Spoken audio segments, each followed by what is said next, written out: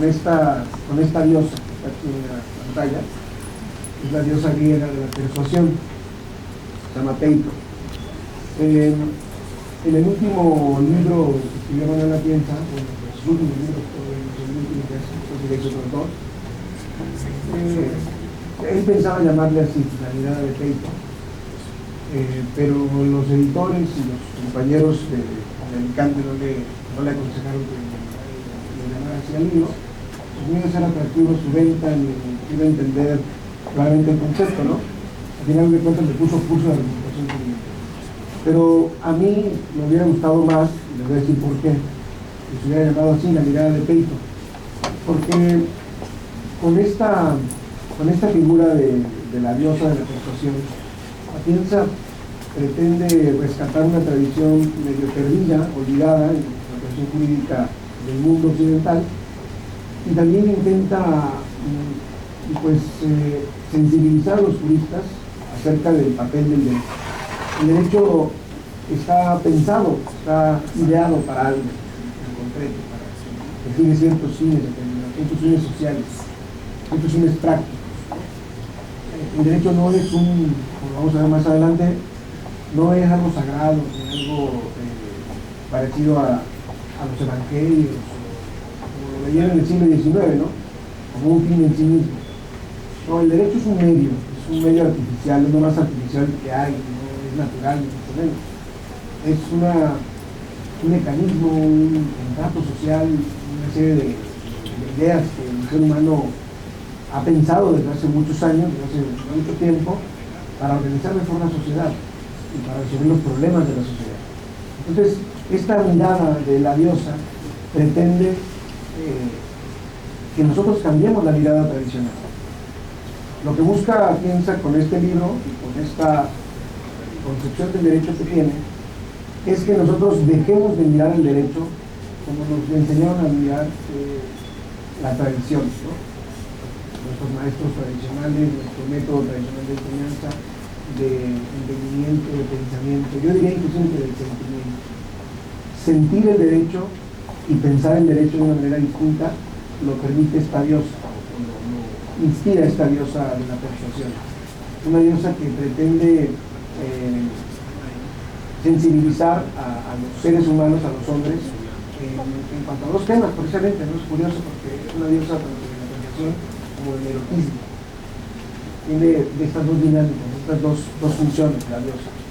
Entonces, Atienza dice, si nosotros aprendemos a mirar al derecho, como lo hubiera mirado, como lo mira esta diosa, nosotros podemos entender mejor su finalidad, su alcance.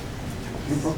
Entonces, este dibujo que está por ahí en una vasija griega, hay una pintura en el Museo de Nápoles también muy bonito, por aquí lo traigo. Van a ver ustedes que... no, está muy complicado.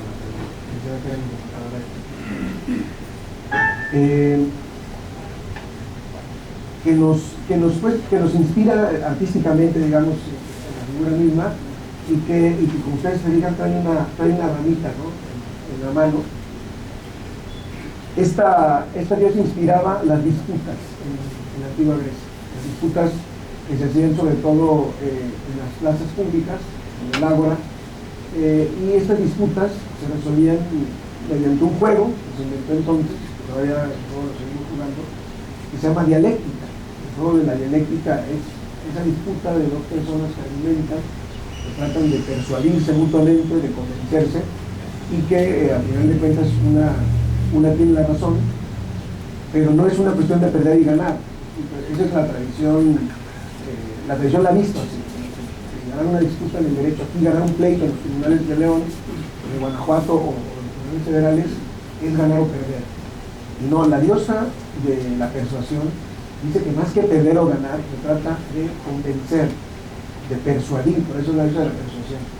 No es tanto que yo te gane el pleito y te pegue cuando estás tirado, ¿no? Como hacen muchos litigantes, y me ensañe con tus bienes, o con tu patrimonio, con tus valores humanos, con tus hijos. Eso no es el derecho. Esa manera digamos, instrumental, negativa de ver el derecho, no la tiene la mirada de Peito, ¿no? Peito, la diosa, nos dice, más que vencer es convencer, ¿no? Más que ganar es persuadir, es convencer de que yo tengo un derecho preferente al público. No es que tú estés equivocado completamente, tus pretensiones son legítimas, pero el peso de tus razones no es el mismo que el peso de las mías. Tomando en cuenta todo el problema social, todas las circunstancias, todas las pruebas, todas las ventajas y desventajas, vamos a pedir que el juez nos dé una solución racional, una solución justa, al final de cuentas, ¿no? Y justa no significa que uno pierda todo y el otro gane. Se trata de que los dos ganen en todo caso. Aunque tú pierdas un pleito, el divorcio, el patrimonio, una finca, lo que sea, tú sabes que al haber perdido, digámoslo así, entre comillas, ganaste por un primer lugar porque ya sabes con lo que cuentas y con lo que no cuentas. Ya sabes que esa casa no es tuya. Ya sabes que ya te tienes que salir de ahí, que la tenías mal, ¿no? Que había un título equivocado, que había una prueba errónea, que te engañaron quizás otras personas, que no te pertenece. Eso te hizo ganar tranquilidad, saber con qué cuentas y con qué no cuentas. Y la persona, por supuesto, que salió favorecida en el pleito, en el litigio, pues también sabe entonces que ha recuperado un bien, un derecho que le asistía y que había sido equivocadamente arrebatado, ¿no?, de su esfera jurídica. Si lo entendemos así, entonces, insisto, podemos darle mayor sentido y mayor fuerza, y mayor, digamos, una vista más filosófica a nuestro quehacer, al derecho, ¿no?, quehacer jurídico. En todos los ámbitos. Somos abogados, somos jueces, somos profesores, somos funcionarios. Entonces esta imagen del profesor exigente, gritón, que humilla a los alumnos y que los ve para abajo y usted no sabe nada de eso todo, ¿no?, y le aprende de memoria todas las causales de divorcio porque si no, no es abogado. Esa es la mirada que no quiere Peito. Por supuesto que hay un esfuerzo que hay que hacer cuando uno estudia Derecho, por supuesto que los alumnos tienen que formarse, prepararse, ¿no?, y llenarse de conocimientos. Pero bien entendido el derecho surge o surte mejores efectos en la memorización, en pensar que se trata de una serie de conocimientos mecánicos en la cabeza. Si buscamos entender filosóficamente al derecho como un instrumento para resolver los problemas sociales, habremos ganado, no nada más los abogados, habremos ganado la sociedad, los niños, etc. Y más ahora con la famosa era de los derechos humanos en la que estamos viviendo. Muy bien, bueno, esta mirada de Peito, pues, es la justificación que me permite a mí hacer estas dos preguntas. Entonces, ¿qué es la argumentación jurídica? Primero hablaré yo del auge actual, los factores que explican por qué se puso de moda la argumentación jurídica, por qué todo el mundo habla de argumentación jurídica, por qué se hacen conferencias y charlas y libros y diplomados y maestrías. ¿Cómo tiene que ver ahora, parece, con la argumentación jurídica? Porque yo diría que la está empezando a desplazar ya los derechos humanos. Los derechos humanos han tenido un segundo aire, el primero fue por ahí en los 90, cuando se inició la Comisión Nacional, en México al menos, y después la Comisión Jurídica tuvo un papel preponderante en los 90, y ahora parece que se está desplazando otra vez por el caso Radilla, por el paradigma de los derechos humanos, etc. La verdad que no es una cuestión que se desplace nada con nada, de hecho no es una cuestión de moda, no es atractivo hablar de moda, las modas pasan siempre, las modas son convenciones a veces absurdas y tontas, ¿no? Hay un anuncio por ahí en la tele, en internet, muy interesante de una modelo que se corta, ¿no?, y que para salir a modelar en fotos se pone lo primero que encuentra como a manera de curita, y a partir de ese momento que le sacan fotos y los paparazzi la siguen, se pone de moda un trapito en el dedo, ¿no? El anuncio está muy bien hecho porque entonces lo hacen de colores, de marcas, de Chanel, de todo, ¿no? Y todas las mujeres del mundo, quieren ser como la modelo, se ponen un trapito en el dedo. Así son las modas de absurdo. Alguien se le ocurrió un día que esta era una prenda importante y tal, y la usamos todos. Y así con los sombreros y con los zapatos. Bueno, las modas entonces no tienen una buena fama. La argumentación jurídica no es una moda. Sin embargo, tiene un auge muy importante. Y las razones que dice Atienza son las siguientes, son 5 razones. Primero, por razones teóricas. Acuérdense que la argumentación jurídica está inscrita dentro del paquete de filosofía y teoría del derecho. Es como una rama, digamos, una de las materias de esta familia de conocimientos jurídicos, la teoría de la filosofía del derecho. Cuando pensamos en teoría del derecho, A partir del siglo XIX, cuando llega el positivismo jurídico y el positivismo en la filosofía en general, el derecho cambió de la tradición de 25 siglos que tenía pensándose de un modo, de manera naturalista, desde prácticamente el siglo IV a.C. hasta el siglo XIX. Todo ese tiempo, todos esos siglos, nunca se pensó en el derecho sin la justicia, en el derecho sin la moral, ¿no? Como lo sabemos muy bien. Pero tampoco se pensó o se le dio la seriedad de una ciencia jurídica o de un conocimiento positivo, científico, comprobable y verificable. Cuando en el siglo XIX a los ingleses se les ocurre positivizar el conocimiento y la ciencia jurídica, allá Jeremy Bentham y John Austin, se funda el positivismo jurídico y entonces cambia la manera de pensar. Y los 200 años escasos que vivió el positivismo, que ha vivido el positivismo, pues se olvidó de la argumentación jurídica. Esa es claramente la primera razón. ¿Me explico? Porque es decir que antes del positivismo la argumentación jurídica tenía un papel en el derecho, sí, el papel de la retórica y de la dialéctica, precisamente, que son tradiciones griegas, ¿no? Y romanas. El abogado de antaño, antes del positivismo, era un abogado prácticamente casi anarquista, ¿no? Casi un actor. Era el tipo que convencía, era una especie de líder, ¿no? Con el uso de la retórica y de la palabra muy bien llevada a cabo para poder convencer y para poder persuadir, como la diosa Peito. Pero con el positivismo llega y dice, no, el derecho es una ciencia, el derecho son principios escritos, el derecho es comprobable, verificable, etc. Entonces las teorías del derecho del siglo XX se olvidaron, no por completo, pero le dejaron de poner el mismo énfasis que tenía la retórica y la dialéctica antes del positivismo. Cuando surge la crisis de los años 40, en la segunda posguerra, y surgen lo de los tribunales de Tokio y los tribunales de Nuremberg, ¿no? Después de la Segunda Guerra Mundial, ahí entra en crisis el positivismo jurídico. La primera gran crisis que algunos autores consideran que nunca se ha recuperado. Algunos lo consideran muerto. Atienza, por ejemplo, ¿no? Si no está muerto hay que matarlo, dice. Si no está muerto hay que acabar con él. El positivismo ya no funciona, ya no cumple el papel que cumplió en su momento. Ya no está a la altura de los tiempos el positivismo. Entonces, si no está muerto, dicen hay que matarlo. ¿Y cuándo empezó este estado de salud tan delicado del positivismo? Ahí en Nuremberg. Imagínense Nuremberg. Tenemos sentados a criminales de guerra nazis, ¿no? Y si somos positivistas, no los podemos juzgar, porque se violan principios como el de legalidad, el principio de que tiene que haber una ley anterior al hecho, ¿no? Tribunales especiales, el artículo 13 de nuestra Constitución, por ejemplo, leyes exprofeso para el caso concreto. Eso no es positivismo, ¿cierto? Pero ¿qué hacían entonces los vencedores de la Segunda Guerra Mundial? A su casa, los asesinos nazis, los jueces, los abogados, los funcionarios del Estado alemán, a su casa. Porque con el positivismo pueden decir ellos, bueno, mira, sí, yo maté judíos y esterilicé gente, hice muchas tonterías, saqué dientes a los judíos y asesinamos a muchos, pero era la ley. Positivamente el derecho nos obligaba a hacer eso, el derecho alemán, y pues entonces era lo correcto, era lo jurídico, era lo legal, era lo lícito. De modo que no puedes juzgar por eso. Ahora ya cambió, pero ya. Esa especie de cinismo del positivismo no pudo continuar en Nuremberg. Y dijeron, pues aunque no haya ley, aunque violemos los principios del positivismo jurídico, te vamos a sancionar, porque pretendemos hacer justicia. Eso quiere decir que siendo positivistas fríos, pues se corría el riesgo de no hacer justicia, en casos tan evidentes como este. Entonces es una especie de tensión entre hacer justicia y cumplir al pie de la letra, la ley. ¿El derecho qué es? ¿Cumplir la ley al pie de la letra o hacer justicia? El mundo está dividido en esos dos. Algunos, los naturalistas han pensado, no, es hacer justicia y nada más que hacer justicia. Pero los otros han dicho, bueno, pero es que no puede ser justicia subjetivamente porque está un elemento que es la validez y la seguridad jurídica.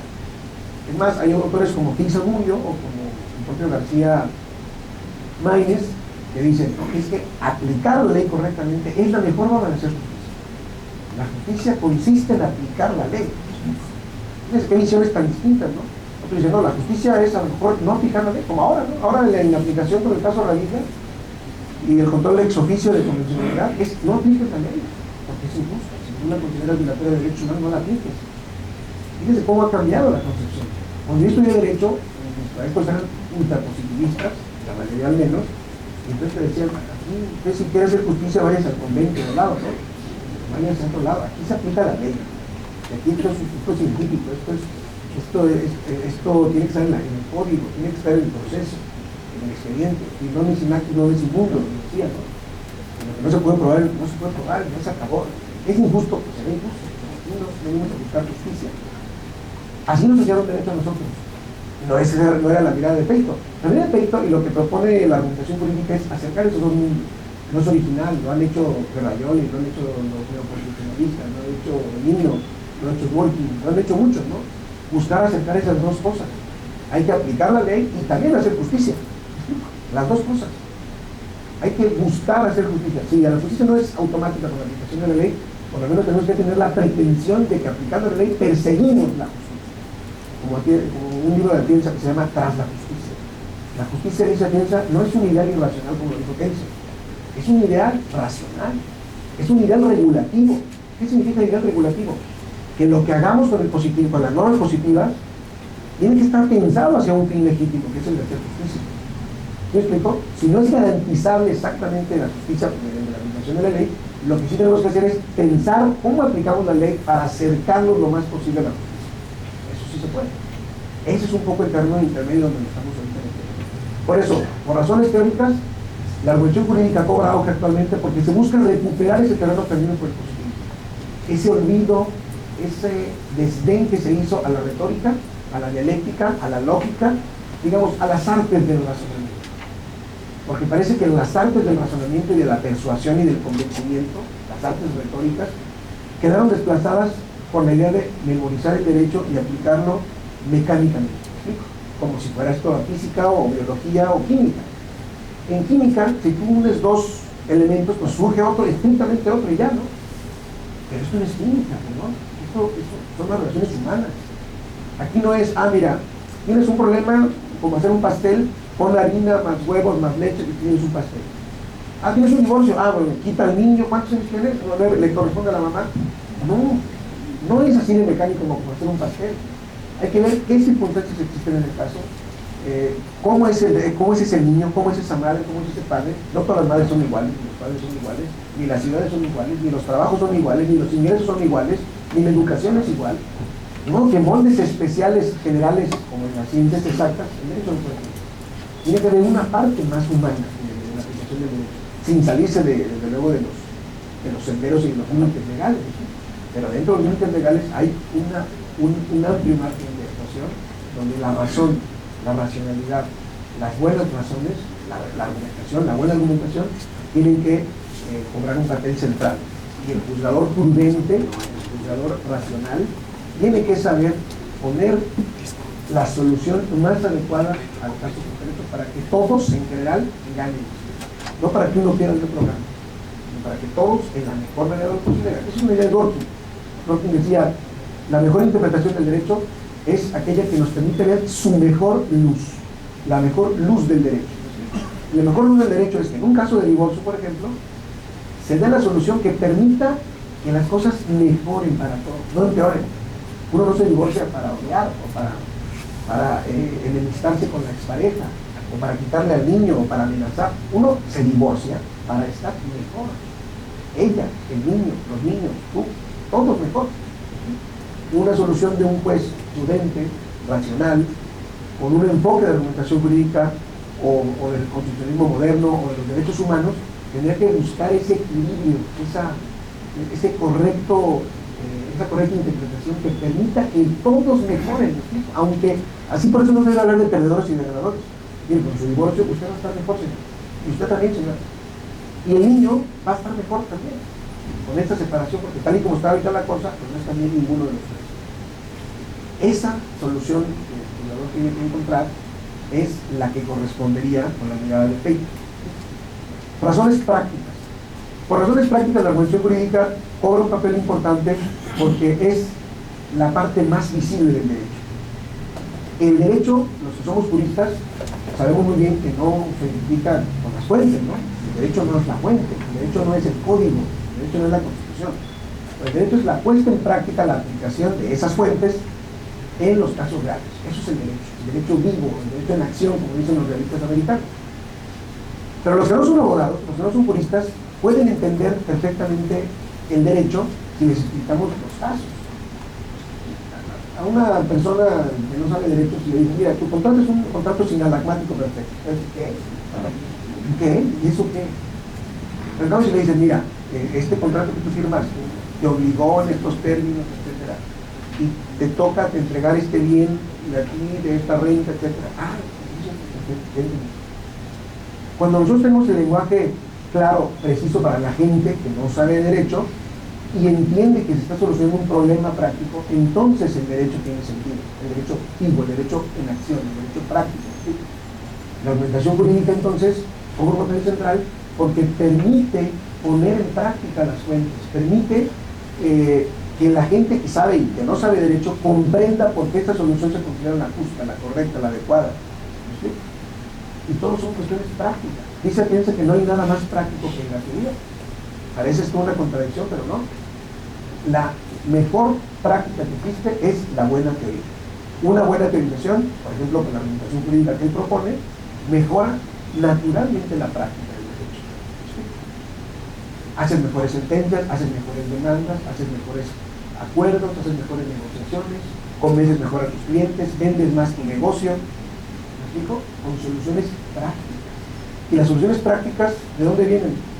De la razón, de la racionalidad, del razonamiento jurídico, que eso es la argumentación al final de cuentas. ¿Me explico? Es igual que un médico. Perdónenme hacerles una analogía, no voy a hacer una analogía, por favor. Cuando yo voy al médico y le digo, a mí me duele mucho el estómago, doctor, a mí no me sirve mucho que me diga, usted tiene una esteroesclerosis, no sé qué, múltiple, derivada con el cigüeñal bajo, punto 3. No sé a qué se refiere, o sea, dígame algo que yo entienda, ¿no? Y si me dice, bueno, mire, usted tomó estos alimentos, seguramente es intolerante, hay una sustancia, la leche, etcétera, ¿no? Entonces tiene que no tomar leche, porque esa, pues, la lactosa le provoca esto. Me entendí. Yo tengo una solución práctica a mi problema y además me entendí. Y ya sé que me estoy tomando una pastilla o quitándome la leche por una razón práctica que me dio el médico. Lo mismo con los abogados y los jueces. Si nosotros tenemos una sentencia en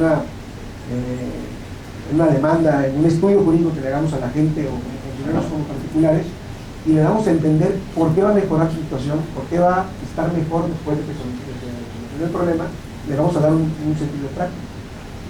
Y para poderlo hacer tenemos que razonar, saber razonar. ¿Con qué médico vamos? Con el médico que sabe curarnos, no con el que sabe mucha medicina, ¿me explico? A lo mejor dice, te voy a traer al investigador más, ok, ¿y a cuántos ha curado? ¿Por qué se hacen famosos médicos? Porque dicen, yo fui con este y me curó, mi hermano también fue y la curó. Se van haciendo fama por los casos resueltos, igual que un buen abogado, no por todos los títulos que tiene. El abogado mejor no es el que tiene más títulos, más diplomas o más estudios, es el que resuelve más casos reales, ¿no?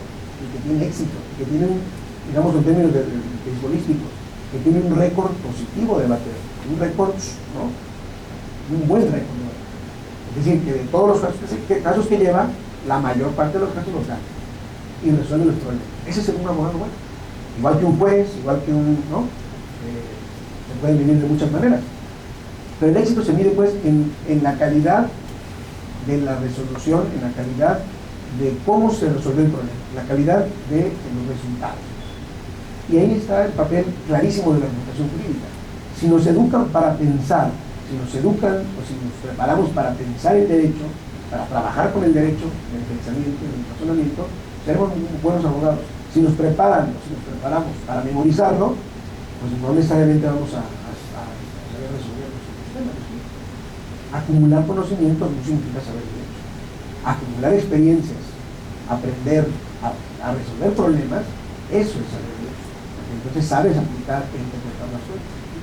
Y eso lo da la argumentación jurídica. Tercero, cambio general de los sistemas jurídicos. Nosotros pasamos de un estado de derecho, a secas, a un estado constitucional de derecho. Sobre todo a partir más o menos de la primera posguerra, se considera que la historia que viene más atrás, ya lo sabemos, ¿no? Pero hay un acuerdo más o menos generalizado en los teóricos que hay dos grandes momentos y dos grandes lugares donde se funda el nuevo constitucionalismo. Uno es la República de Weimar, entre las dos guerras, en Austria, y el otro es en Estados Unidos, precisamente, a partir de la resolución de un caso muy famoso de la Corte Suprema Norteamericana. En esos momentos se funda, digamos, una manera nueva también de ver el derecho a partir de poner en el centro la Constitución. Lo que parece mentira, pero las funciones antes de este cambio de paradigma, de cambio de pensamiento, se consideraban como una cosa más bien, un receptáculo de valores, ¿no? Como una declaración de principios, como un diseño de los estados, no como una ley, no como una norma jurídica. Se consideraba, es más, por eso se llaman constituciones políticas, porque no eran más que eso, constituciones políticas de los estados, cuando en realidad son constituciones jurídicas, o debieran ser constituciones jurídicas, no políticas, jurídicas. Eso es el cambio del modelo del Estado de Derecho al Estado constitucional de Derecho. En el Estado constitucional de Derecho se requiere, como se dice aquí en León, se ocupa más la argumentación jurídica que en un Estado meramente legal, donde el legislador es el pilar más importante, donde hay que respetar, hay que darle toda la deferencia, porque es el creador de la ley y es el representante social, y nos agachamos ante el legislador. No, eso ya cambió. Ahora el legislador ya no está arriba de todo, ¿no? Ahora el legislador se pone en el mismo terreno, en el mismo plano del juez, en el mismo plano de la autoridad administrativa, en el mismo plano del litigante, y se hace una combinación interesante, racional, de los elementos legislativos, de los elementos del razonamiento del juez, de los planteamientos de argumentación de los abogados, de los factores económicos, de los factores sociales, de los factores políticos. Esa combinación interesante es la que provoca un mejor resultado, es la que produce un mejor derecho. Y no como lo veíamos en el siglo XIX, todo venía de arriba, del legislador, del Olimpo donde es el legislador, y le tenemos un respeto, los que son formalistas ahora, los que son tradicionalistas, vamos a decirlo así, ultrapositivistas, siguen considerando al legislador casi como un dios. El legislador no se equivoca. Hoy el paradigma ha cambiado, el legislador se equivoca, pero por supuesto, claro que se equivoca mucho. Y para eso están los otros factores, los otros elementos de la discusión, para poderlo equilibrar. Las cortes constitucionales, los tribunales, los intérpretes, los abogados, las ONG, la sociedad civil, ¿no? Todo se combina de una manera adecuada para que se dé, como dice Wolfi, la mejor luz de la solución de los problemas. Entonces, en este cambio se requiere la argumentación jurídica. Cuarto, razones pedagógicas. Ya un poco lo he mencionado, pero me gusta mucho repetirlo. La forma de aprender el derecho es mejor, sin duda, a partir de la práctica y a partir de los ejemplos reales y a partir de la memorización. ¿Me explico? En otros sistemas de enseñanza del derecho, como en Estados Unidos, en las universidades norteamericanas, se estudia a partir de los famosos case books, ¿no? Los libros de casos. Y ahí, en lugar de aprenderte las causales de divorcio, mejor durante todo el año ves divorcios, uno y otro y otro y otro, casos reales. Cómo fueron las demandas, cómo fueron las conclusiones de la demanda, cómo fue el proceso, cómo fue la sentencia, todo. Y estudias uno y otro y otro y otro y otro caso. Entonces, cuando terminas tu año de Civil 1, has visto y has tenido que aprender y discutir y criticar y opinar y criticar muchos divorcios, o muchos contratos, o muchos delitos, ¿me explico? Y a partir de los casos es que aprendes la teoría, no al revés. Aquí nosotros estamos acostumbrados a aprender primero el Regina Villegas, ¿no? El Código Civil de memoria, de aquí del Estado, y los casos como que al final, ¿no? Después, y te dicen, a ver, ahora sí aplica usted todo lo que sabe de la ley y del manual, de los libros, de Cordúa, etcétera, ahora sí resuelve el caso. Y entonces salimos, y no es extraño que la gente lo crea así, los abogados lo creamos así, pues que el derecho no lo aprendimos en la facultad, que el derecho lo aprendimos en el despacho, en el tribunal, en la notaría, en la empresa. Si no lo decimos así, yo aprendí derecho con mi jefe, el del despacho, porque en la universidad sí me enseñaron, pues, pero me enseñaron los nutrientes, la base, ¿no? Por eso se llama alma mater, ¿no? Porque es nada más la madre nutricia la que nos da el sustento necesario para vivir, pero la vida empieza después del parto. Bueno, si cambiamos esta concepción como lo hicieron en Estados Unidos, y lo hicieron hace mucho, desde el siglo XIX, Decir, bueno, ¿por qué no gestamos un abogado más allá de 9 meses, ¿no? O sea, no esperemos al parto. Vamos a darle más conocimientos prácticos para que el día que nazca como abogado no le parezca un mundo absurdo y surrealista y extraño el mundo real, ¿no? El mundo de los contratos, el mundo de los delitos, el mundo de las asesorías. El día que te avienta un expediente por primera vez, te quieres morir, ¿no? O sea, tú tienes tu título flamante y tu tesis y todo. Llegas a un tribunal que te dieron chance de trabajar ahí o de meritorio. A ver, ahí está, ¿no? Resuélvame eso, hágame un proyecto. Quieres morir. Y a todos nos ha pasado la novatada, ¿no? No sabes ni por dónde empezar. Y te quieren leer todas las constancias. Y te dicen, llevas 3 horas ahí, ¿en qué vas? Voy en la página 12. No sabemos leer un expediente, no sabemos encontrar los elementos más importantes, ¿no? Vemos las razones, las constancias, no tiene sentido, ¿no? Si eso nos enseñaran a hacer en la escuela, imagínense llevarle un expediente, como lo hacen el expediente, vamos a ver, este expediente, señores, la clase, esto es una razón en el tribunal, es un auto, es una sentencia, ahora sí viene a checar el útil, pero ya vieron de cerca, ya olieron que es una sentencia, que es un auto y que es una resolución general. Ahora sí veamos a Pioventa y a Carretuto. Amo la teoría, pero tiene que estar acompañada de práctica, siempre, si no, no funciona. Y la función jurídica sirve para enseñar derecho práctico, pues, por razones pedagógicas se requiere el enfoque argumentativo. Y finalmente por razones políticas. Por razones políticas todavía no se descubre, o todavía los seres humanos no nos imaginamos un medio diferente a la guerra, aparte de la razón, quiere decir, para resolver los problemas. Es decir, o la razón o la guerra. Y como no queremos la guerra, no es la mejor vía de solución de los conflictos, la fuerza, el uso de la fuerza, pues entonces optamos por la otra gran solución, que es la razón.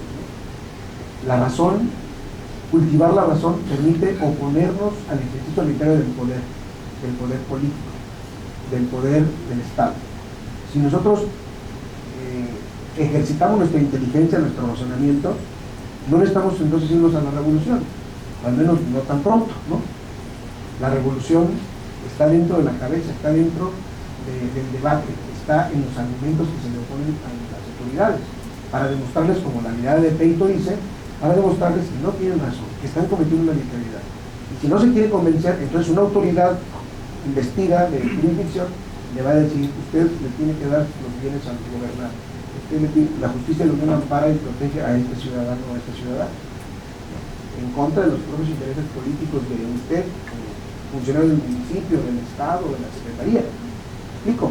Hacienda poderosa, usted le va a dar su dinero que le corresponde a este contribuyente porque le cobró de más, o porque le doble tributación, o porque la base estaba mal. Y usted, legislador, se equivocó en generar esta ley. Cuando se hace eso, cuando se produce ese resultado, digamos, esa acción de justicia, entonces se triunfa, como dice Dworkin, los derechos triunfan ante las decisiones mayoritarias. El primer súbdito de la razón, si me permiten la expresión, es el poder. El primero. Porque el poder, por el poder mismo, es el peor enemigo de la razón. ¿Sí? El peor enemigo de la razón. Y cuando la razón se impone ante el poder entonces mejora. No es un poder absoluto, ni inconmensurable, ni ilimitado. El mejor poder es el poder con límites. ¿Sí? Si el poder no tiene límites, entonces se convierte en arbitrariedad, ya no en poder. Por supuesto que es importante ejercer el poder, si no vean la vida de nuestro prócer Madero, ¿no? Madero tenía el poder, pero no lo quiso usar, no lo supo usar. Tenía demasiada fe en la humanidad y en la bondad y en la justicia divina, ¿no? Era espiritista y todo. Entonces cuando le dieron la pistola del propio Huerta, ¿no? Su hermano, que se lo llevó atado, y le dijo, mira, este te va a traicionar ahorita, te van a matar, lo descubrí, y con su propia pistola, Madero se le entregó a Huerta, le dijo, demuéstrame tu lealtad en 1 hora. Ahorita te la demuestro, ¿no? Y también fue lo que pasó, ¿no? El poder hay que usarlo, por supuesto, pero hay que usarlo con límites, ¿sí? Hay que usarlo con límites. Los que no lo usan con límites son los dictadores. Y los dictadores no nada más es Pinochet, Franco y compañía, también son los padres de familia, los maestros, los funcionarios, los jefes de las oficinas. también son pequeños dictadores, los hijos, ¿no? Dictadores. El poder absoluto nunca es positivo, ni con los empleados, ni con los obreros, ni con los compañeros de la oficina, ni en ningún sentido el poder excesivo. Claro que tiene que haber un principio de mando de autoridad. Autoridad es una cosa, la autoridad se entiende con límites, si no, no se entiende. Si yo soy el patrón de un despacho de abogados aquí en León, yo no puedo pensar que porque doy trabajo a mis ayudantes, a mis empleados, voy a hacer lo que me dé mi gana con ellos, ¿no? Impedirles que salgan, impedirles que tengan libertad, hostigar a las mujeres, a los hombres, ¿no? Por el poder, porque si no los corro, obligarlos a salir. ¿Me explico? Eso es el poder sin límites, desmesurado. En cambio, el poder mesurado, el poder limitado, con la razón, ¿no? Con las leyes, con las normas, con el respeto mutuo, pues permite un verdadero poder. Bien, eso entonces son las razones que explican el auge actual de la corrupción política. Ahora pasaríamos a comentar de manera muy rápida, no voy a detener en cada una mucho tiempo, cómo está, digamos, la concepción del derecho como argumentación, que sería el número 7, 2.7, o la experiencia de la revolución jurídica en el contexto teórico general, ¿no? Del siglo XX y lo que llamamos del XXI. Hay muchas avenidas y muchas maneras de pensar el derecho, que ya están muy acabadas, muy hechas, muy escritas, muy pensadas por los teóricos y por los filósofos. Aquí hay una lista de ellas: el formalismo jurídico, el positivismo formalista, el realismo jurídico, el naturalismo, el escepticismo, el constitucionalismo y finalmente la ciudad de la cultura. Bueno, estas maneras de pensar y de ver el derecho tradicionales, ¿no? Presentes en el pensamiento, en primer lugar, no son tipos puros. Han tomado pedacitos de una y otra tradición para tratar de, según esto, plantear la mejor manera de ver o de pensar o de teorizar sobre nuestro proceso jurídico. El formalismo jurídico, por ejemplo, es una aproximación, digamos, que heredamos de 3 países, ¿no? De Inglaterra, de Francia y de Alemania. La heredamos en toda la Europa continental, que se vino después a América Latina, y por la parte anglosajona, pues por los Estados Unidos y Canadá. ¿A qué le llamamos formalismo? Así de manera muy sencilla. A que absolutamente todo el quehacer de un funcionario judicial y de un funcionario público en general tiene que estar perfectamente descrito y previsto, ¿no? En normas jurídicas exactas, perfectas, que no son inconsistentes y que abarcan absolutamente todas las posibilidades, ¿no? Es un poco ingenuo pensar que así es la vida, porque la vida no es así. Los derechos en general son imperfectos, tienen lagunas, tienen contradicciones. El formalismo cree que no. Por eso es formalista. Ser formalista se parece mucho a esa imagen de los burócratas clásicos que todos aborrecemos y que te dicen oiga, ya no alcanzó usted ese trámite. Mira, ¿por qué? Es que es de 10 a 12. Por eso, miren, son las 11:59. Ya son casi las 12. En lo que yo empiezo el trámite, si empiezo el trámite ahorita, señorita, señor, voy a acabar a las 12:30. El trámite va a ser largo. Y entonces, dice, no, el servicio no me hace hasta las 2. Pero usted ya se va o se cierra. No, aquí sigo. Y luego, a las 2. Eso es el formalista. No tener criterio, ¿me explico? Para decir, si el horario es aquí, hay que entender que es un horario de inicio, no de terminación, necesariamente, ¿me explico? Esas personas que tienen esa idea de yo trabajo estrictamente lo que me manda la norma, es un formalista. Y eso a nadie le gusta, ¿no? Esos son sobre todo empresarios que trabajan en el sector privado, saben muy bien que un funcionario que diga yo no me mojo por el despacho, no me mojo por la empresa, más allá de lo que me toca, ¿no? Pues no es confiable, no funciona. ¿Me explico? Tampoco se trata del extremo de la esclavitud, ¿no? Pero una persona comprometida es aquella que dice, mira, mi horario es este, pero no es estricto.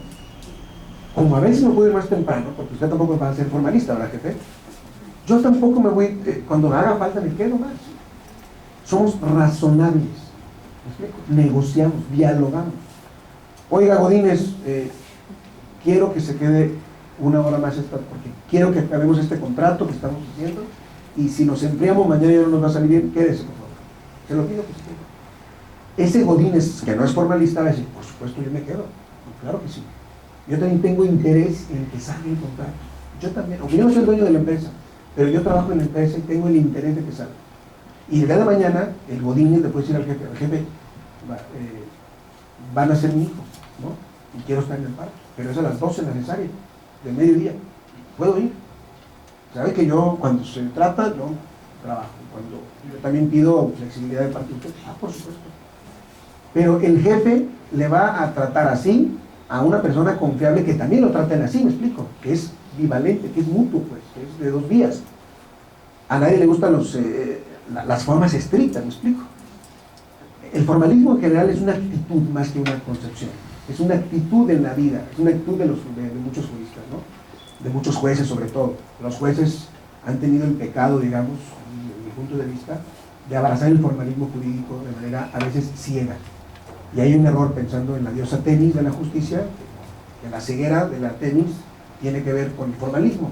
No, la ceguera de la Temis se supone que es porque es imparcial. La ceguera nada más habla de la imparcialidad, ¿no? De no ver más favorecido una parte que a otra.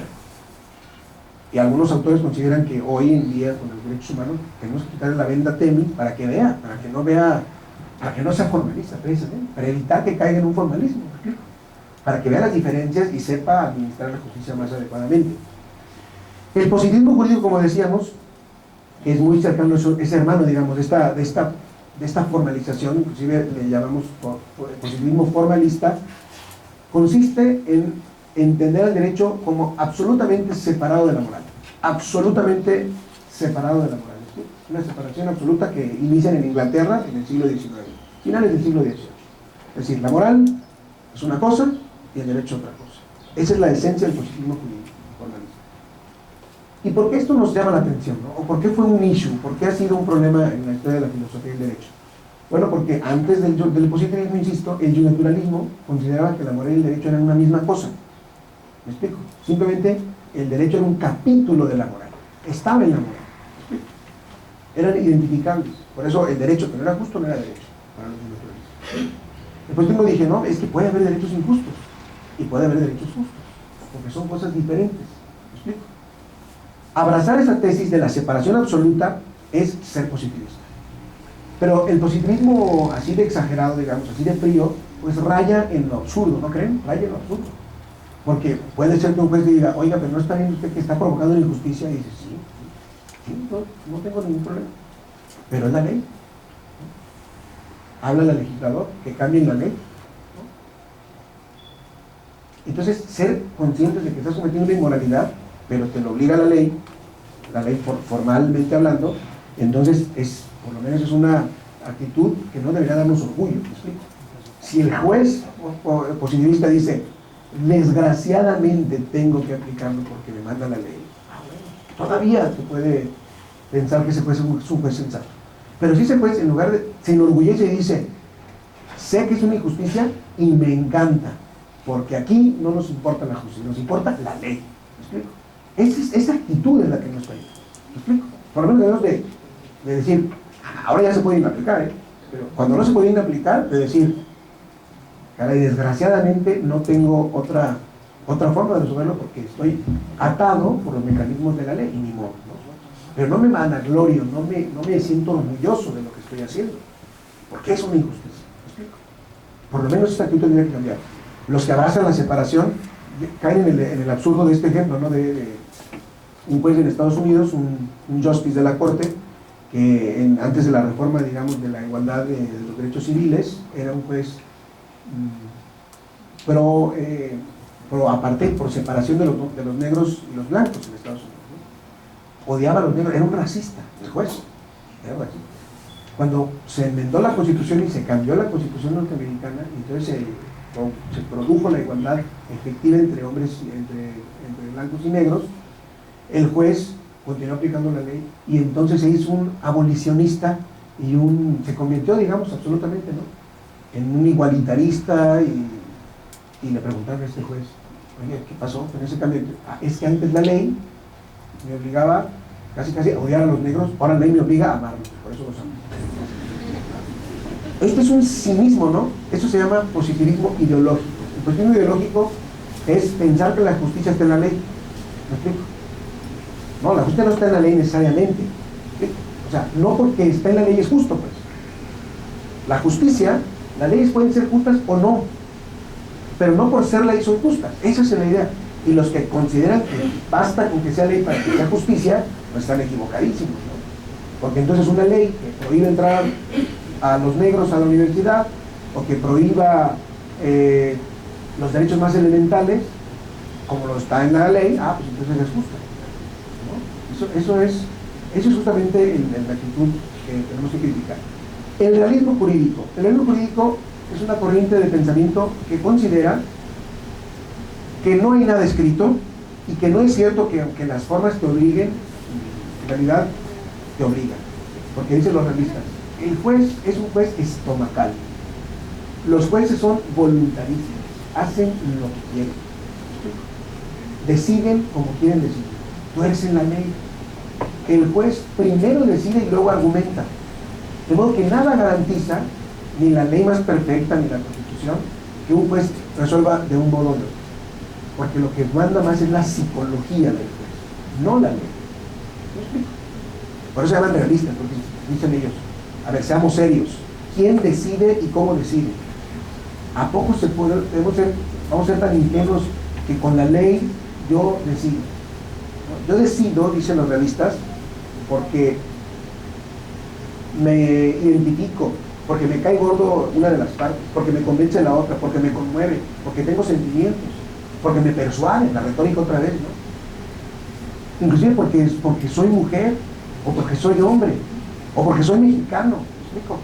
O porque le van a América, o porque no le van a León, ¿me explico? ¿Sí?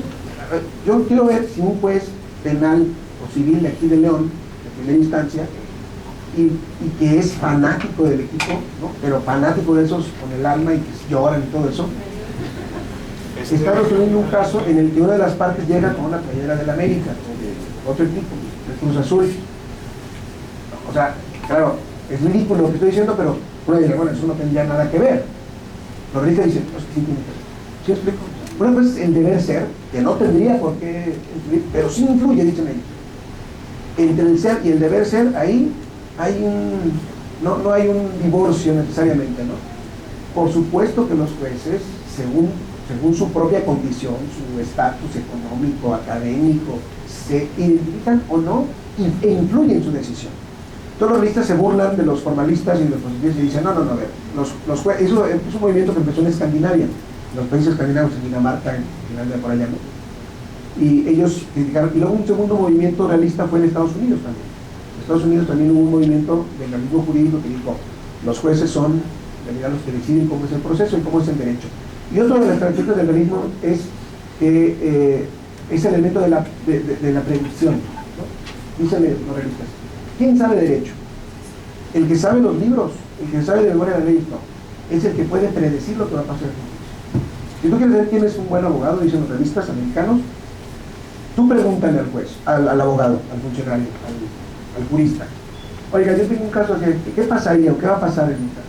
Seguramente pues vamos a perder la primera instancia, la segunda vamos a ganar, después un amparo, no sé qué, vas a ver eso, se lo aseguro, ¿no? Si tiene ese grado de predicción de las cosas, y así suceden en un alto porcentaje, es un buen abogado. Si no sabe predecir lo que va a pasar, no es un buen abogado. Porque es la forma de que entienden perfectamente el mecanismo del sistema. Hay abogados muy buenos, muy realistas en ese sentido, ¿no? Que desde el momento casi que entras a su despacho y le dices, tengo este problema, está perdido, ni le busque. Veamos cómo administrar la pérdida, pero no va a ganar nada. Y es un abogado sensato, porque un abogado cínico o ladrón te va a decir que sabe perfectamente que vas a perder, pero te engaña para sacarte dinero. Un abogado visto como los realistas americanos y escandinavos es pues un abogado que conoce el funcionamiento del sistema y que sabe predecir aproximadamente lo que va a pasar. Por eso dicen los realistas, el derecho no está en los libros, sino está en la acción.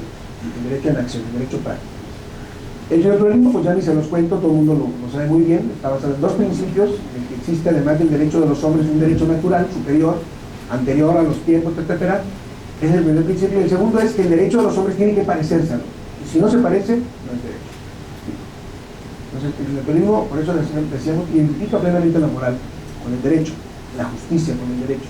Aquello que no sea justo no es derecho. Y el naturalismo pues, produjo muchos excesos porque se mueve mucho en la subjetividad y en la vida. Porque, claro, la justicia es una cuestión interpretable y subjetiva, ¿no? Por lo menos intersubjetiva, aunque algunos los hay escépticos también, pero consideran que entonces es peligroso que cada uno tenga su propia concepción de la justicia, ¿no? Lo que para mí es justo, para ti puede ser injusto, y viceversa. Y la seguridad jurídica del positivismo ayudaba a neutralizar esa subjetividad. ¿Qué hace el positivismo? Mira, ni tu idea ni la mía, mejor la que dice la ley, el imperio de la ley. Y en eso vamos a contar como justicia. Ya dijimos el exceso de positivismo, pero la otra idea del naturalismo, pues aunque exagerada, todo en exageración es malo, como dice Aristóteles, no tiene tampoco todo perdido, ¿no? Es decir, no se antoja insensato pensar que el derecho tenga que ser justo, sí.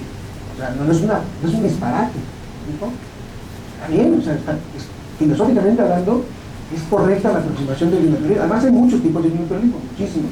Divino, de la razón, metafísico, marxista, de izquierda, de derecha, feminista, de todos los tipos hay naturalismo, todos. Inclusive Bobbio llegó a decir que el naturalismo era como una prostituta, que se dejaba pensar por cualquiera.